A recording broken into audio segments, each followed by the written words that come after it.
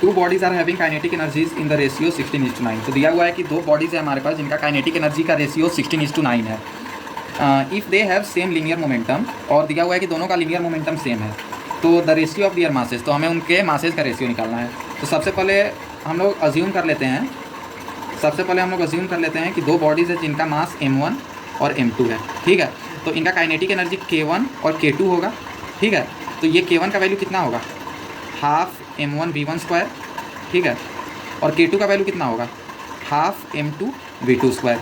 ठीक है, और क्या दिया हुआ है कि मोमेंटम दोनों का p1 और p2, ये क्या होगा m1v1, ये होगा m2v2। तो क्वेश्चन में दिया हुआ है कि k1/k2 का वैल्यू 16/9 है। ठीक है, और m1v1/m2v2 का वैल्यू 1/1 है। ठीक है, रेशियो सेम है, इसका मतलब यही होता है। तो k1/k2 का वैल्यू पुट करते हैं हम, half m1v1 square by half m2v2 square 16/9, ये गया। हमारे पास आ गया m1v1 square by m2v2 square equal to 16/9। अब यहाँ पे हमारे पास दो अप्रोच है, हमें सिंपली क्या चाहिए, m1/m2 का रेशियो चाहिए ना।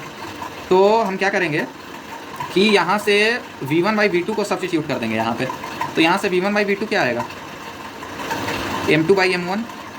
इसको इस इक्वेशन में, ये इक्वेशन 2 को ये इक्वेशन 1 में पुट कर दो, तो क्या होगा m1/m2 इंटू v1/v2 क्या है m2/m1, तो m2 square by m1 square, क्योंकि यहाँ स्क्वायर है, इक्वल टू 16/9। क्या आ गया फाइनली, यहाँ से फाइनली आ गया m1/m2 इक्वल टू 9/16। यही हमारा आंसर। दूसरा अप्रोच क्या था कि सिंपली ये जो इक्वेशन 1 था, इसमें हम लोग m1/m2 से दोनों तरफ मल्टीप्लाई कर देते, तो फाइनली क्या होता m1 square v1 square by m2 square v2 square equal to 16/9 into m1/m2। दोनों तरफ हम m1/m2 से मल्टीप्लाई किए हैं।